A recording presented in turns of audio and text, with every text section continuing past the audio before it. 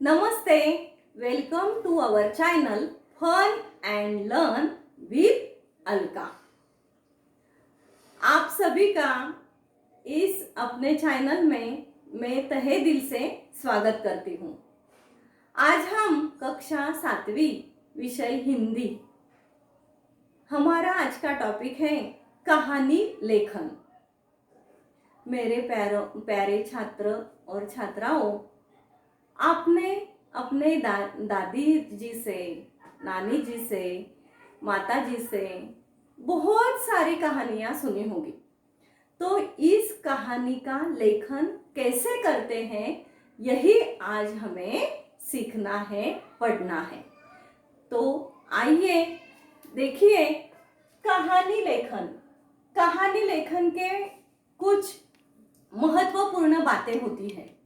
कहानी के प्रकार है, ध्यान में रखने की कुछ बातें हैं, और अपने प्रश्न पत्र में कहानी लेखन कुल मार्क 5 के लिए आता है।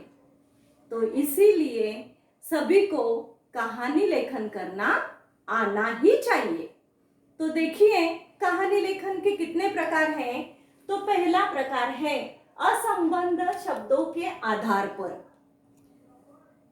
इस प्रकार में शब्द दिए गए रहते हैं और उसके आधार पर हमें कहानी बनानी पड़ती है। दूसरा प्रकार है मुद्दों के आधार पर कहानी लेखन। मुद्दे दिए जाते हैं और उस मुद्दों को विचार करके हमें कहानी लेखन करना होता है।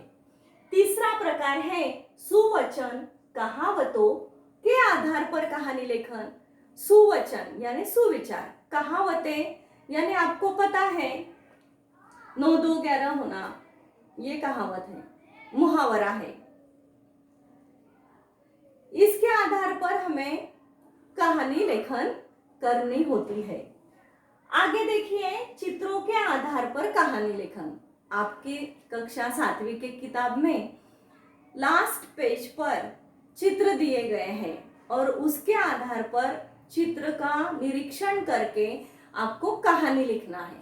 तो देखिए, आज हम इस कहानी लेखन के बारे में ध्यान में रखने की कुछ बातें हैं, 11 बातें हैं जो आपको याद करनी है और वो ध्यान में भी रखनी है। बहुत महत्वपूर्ण बातें हैं। पहली बात है, मुद्दे 2-3 बार पढ़ ले। जो हमें मुद्दे दिए जाएंगे उस मुद्दों को हमें 2-3 बार पढ़ लेना चाहिए। जब तक हमारे समझ में कहानी का विषय नहीं आ जाता तब तक हमें यह मुद्दे बार बार 2-3 बार पढ़ने ही है। उसके बाद हमें क्या करना है, तो कहानी की रूपरेखा पहले तैयार कर ले। मुद्दे पढ़ने के बाद यह कहानी की रूपरेखा तैयार कर लेनी है कि कहानी में कौन कौन से पात्र हैं, कहानी में क्या बताया है। यह थोड़ा मनन और चिंतन करने के बाद आगे बढ़ना है। क्या करना है, तो आरंभ करने से पहले शीर्षक देना चाहिए। जब आप कहानी लेखन का आरंभ करेंगे, पहले तो मुद्दे पढ़ लेंगे, फिर बाद में उस पर विचार करेंगे, और जब आप कहानी लेखन शुरुआत करेंगे तब पहले कहानी का शीर्षक यानी नाम यानी टाइटल हमको देना जरूरी है। और उसके बाद कहानी का आरंभ ऐसा होना चाहिए जिसे पढ़कर पूरी कहानी पढ़ने का मन करना चाहिए। अब आप जो कहानी लिखोगे उस कहानी का आरंभ ही ऐसा करना है कि आगे क्या है, ऐसे सबको पढ़ते समय लगना चाहिए। आगे का मुद्दा ध्यान में रखने की बात है कि मुहावरे कहावतों का प्रयोग करें। जब हम लेखन करते हैं तब हमें मुहावरों और कहावतों का प्रयोग करना है। आगे ध्यान देना है, कहानी लिखते समय भूतकाल की क्रियाओं का ही हमें प्रयोग करना है। कौन सी क्रियाओं का, तो भूतकाल की क्रियाओं का। यानी एक किसान था, एक राजा था।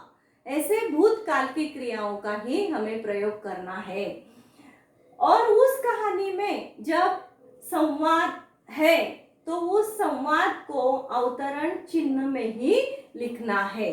आगे लिखना है, कहानी अधिक बड़ी नहीं होनी चाहिए। आगे की बहुत महत्वपूर्ण बात ध्यान में रखनी है। वो क्या? तो कहानी जो हम लिखने वाले हैं वो बहुत बड़ी नहीं होनी चाहिए।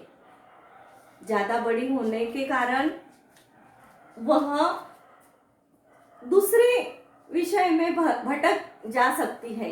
इसके लिए हमें कहानी जितनी बड़ी नहीं होनी चाहिए ये बात ध्यान में रखनी है, यानी छोटी होनी चाहिए। आगे देखिए, कहानी के अंत में उससे मिलने वाली सीख जरूर लिखना है। ध्यान में रखो बच्चों कि कहानी के अंत में हमें क्या लिखना है, उस कहानी से हमें क्या सीखने को मिला, यह बात जरूर लिखनी है। और कहानी की भाषा रोचक चाहिए। इस कहानी लेखन करते समय उसमें भी हमें पैराग्राफ करने हैं, 2 या 3 अनुच्छेद, पैराग्राफ यानी अनुच्छेद करके 2 या 3 अनुच्छेद करके यह कहानी लेखन करना है। सीख कैसे लिखनी है? कहानी की सीख तो कहानी की सीख 1 या 2 वाक्य में ही होनी चाहिए, ज्यादा लंबी सीख नहीं लिखनी है। अभी देखिए, इस प्रकार कहानी लेखन करना है। ये कहानी लेखन के लिए अंकदान कैसे किया जाता है? तो आइए देखिए, जो हम शीर्षक देंगे उस शीर्षक के लिए 1 अंक, जो पूरी कहानी जो लिखेंगे उसके लिए 3 अंक, और बाद में सबसे लास्ट आखिरी अंतिम में जो हम लिखेंगे सीख, उसको दिया जाएगा 1 अंक। ऐसे कुल मिलाकर 5 अंक इसमें इंक्लूड किए जाते हैं। 5 अंक का ही कहानी लेखन होता है। 7वीं कक्षा के लिए 5 अंक का है। आगे जैसे कक्षा बढ़ेगी वैसे वैसे कहानी लेखन के गुण भी बढ़ सकते हैं। यह बात आपने जरूर ध्यान में रखनी है। तो हमने आपको बताया है कि कितनी प्रकार की कहानियां रहती है। तो 4 प्रकार के कहानी लेखन किए जाते हैं। और ध्यान में रखने की कितनी बातें हैं? तो 11 प्रकार की ध्यान में रखने की बातें हैं। और 5 अंक का ही कहानी लेखन हमें कुल मिलाकर इस क्लास के लिए प्रश्न आता है कि 5 अंक का जो कहानी लेखन है उसके आधार पर आता है। आपके सामने देखिए, निम्नलिखित मुद्दों के आधार पर कहानी लिखकर उसे उचित शीर्षक दीजिए तथा सीख लिखिए। आपके सामने यह मुद्दे दिए गए हैं। इस मुद्दों को हमें कितनी बार पढ़ना है? Very good. कितनी बार? 2 या 3 बार। देखिए, हम पढ़ने वाले हैं अभी। एक बूढ़ा किसान, 4 बेटे, आपस में लड़ना झगड़ना, किसान दुखी, किसान का बीमार होना, आखिरी समय, चारों बेटों को बुलाना, हर एक को बारी बारी से लकड़ियों का गट्ठर देना, तोड़ने के लिए कहना।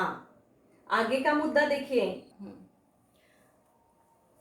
लकड़ियों का गट्ठर देना, तोड़ने के लिए कहना, किसी का तोड़ न पाना, हर एक को गट्ठर से एक एक लकड़ी देना, आसानी से तोड़ देना, बेटों को मिलजुल कर रहने की सीख। देखिए, यह सब मुद्दे आपके सामने हैं और इसी के आधार पर आपको कहानी लेखन करना है। तो पहले ये मुद्दे आपको 2 या 3 बार पढ़ लेने हैं। इसका फोटो हम आपको डालने वाले हैं और उसी फोटो से आपको कहानी लेखन करना है। तो इसको क्या शीर्षक देंगे, पहले ये सोच लेना है। तो देखिए, इसमें आप ऐसे लिख सकते हैं, एक बूढ़ा किसान था, फिर उस किसान के कितने बेटे थे? 4 बेटे थे। ऐसी शुरुआत कर सकते हैं। या तो फिर एक रामपुर नाम का गांव था, उस गांव में एक बूढ़ा किसान रहता था। फिर उस किसान को नाम भी दे सकते हैं आप। या तो फिर ऐसी शुरुआत कर सकते हैं कि एक गांव था, उस गांव में एक किसान रहता था और उस किसान को 4 बेटे थे। यह बेटे आपस में रोज लड़ाई झगड़ा करते थे। बेटों के लड़ाई झगड़े के कारण किसान बहुत दुखी हो जाता था। किसान इतना दुखी हो जाता था कि बेटों के लड़ाई झगड़े के कारण वह चिंतित होता था। किसान एक बार बहुत बीमार पड़ा। किसान को पता चला कि उसका अंतिम समय आ गया है। फिर उसे चिंता लगने लगी। अपने चारों बेटे आपस में लड़ते हैं, झगड़ते हैं। फिर किसान ने क्या किया? सारे चारों बेटों को बुलाया। किसान ने, अभी यहाँ देखिए, बारी बारी से लकड़ियों का गट्ठर दिया। किसान ने एक लकड़ी का गट्ठर लिया और एक एक बेटे को बुलाया और वह गट्ठर दिया। लकड़ी का गट्ठर देकर किसान ने क्या कहा कि ये गट्ठर तुमको तोड़ना है। एक के बाद एक पहले बेटे को बुलाया, उससे तो टूट नहीं पाया। दूसरे बेटे को बुलाया, तीसरे बेटे को बुलाया। चार ही बेटों ने उस लकड़ी का गट्ठर नहीं तोड़ पाए। फिर किसान ने लकड़ी का गट्ठर खोला, उसमें से एक लकड़ी निकाली। फिर हर एक बेटे को एक एक लकड़ी दी और बोला कि ये तोड़ो। ये एक लकड़ी होने के कारण क्या हुआ होगा? वह लकड़ी टूट गई। यानी फिर बच्चों को समझ में आया, बच्चों को किसान ने बताया कि देखिए, ये सारी लकड़ियाँ इकट्ठी थी तो यह टूट नहीं पाती थी। एक लकड़ी होने के कारण वह टूट गई। इसीलिए सारे आप चार ही भाई इकट्ठा रहना चाहिए।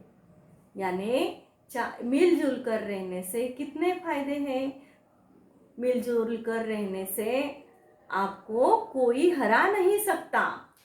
यह सीख किसान ने अपने बेटों को दी और इसी सीख के कारण किसान के बेटे सभी अच्छे से रहने लगे, मिलजुल कर रहने लगे और अंत में उनका सभी का भलाई हुआ और उनको सीख मिली कि एकता से शक्ति बढ़ती है।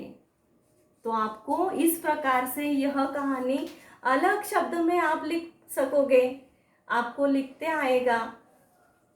तो आइए, यहाँ आपको समझ में आई होगी कहानी। आपने कहानी लिखना है, उसको शीर्षक देना है और एक बात नहीं भूलनी, वो क्या? तो अपने fun and learn with Alka channel को सब्सक्राइब करना है, लाइक करना है और शेयर करना है।